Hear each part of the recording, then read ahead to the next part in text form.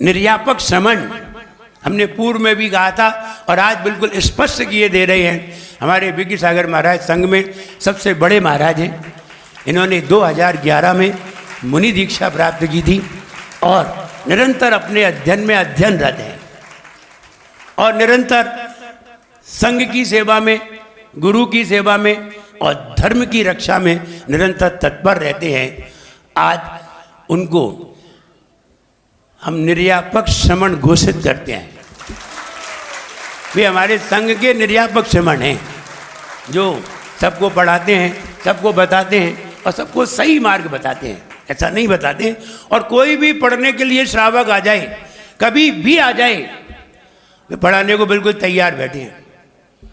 उनके पास टाइम ही टाइम है, तो तैयार बैठे। तुम कुछ भी पढ़ना चाहो, कर्णन योग, द्रव्यान योग, चरणन योग, कुछ भी पढ़ना चाहिए वो पढ़िए, सिद्धांत पढ़िए, न्याय पढ़िए, जो पढ़ना है वो पढ़िए। तो कहने का मतलब वो अच्छे अध्ययन में लगे रहते हैं और सबको अध्यापन में लगाते भी हैं। ये उनकी एक विशेषता है और वो सबका संचालन भी करते हैं। और जो संचालन करता है सबका संचालन करे और सबको शिक्षा दीक्षा की बात नहीं है, सिर्फ संचालन करे। उसे ही आचार्य कुंद भगवान ने प्रवचन सार में निर्यापक श्रमण का है, जो सबका संचालन करे। शिक्षा दीक्षा की बात नहीं है, वो संचालन करे, गुरु की आज्ञा से वो सबका संचालन करे, सबको देखे, सबको किस चीज़ की आवश्यकता है, किसका अंतराय हुआ है, किसको आहार पहले कराना है, किसकी कौन सी औषधि देना है, किसकी तबीयत खराब है, आदि आदि सबका संचालन करना, ये निर्यापक श्रमण का कार्य होता है।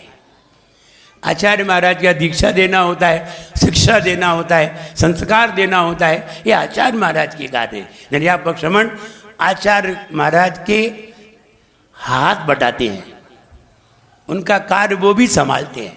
जैसे कि पिताजी का कार्य बच्चे संभाल लेते हैं, आधा कार्य वो संभाल लेते हैं और आधा वो करने लगते हैं।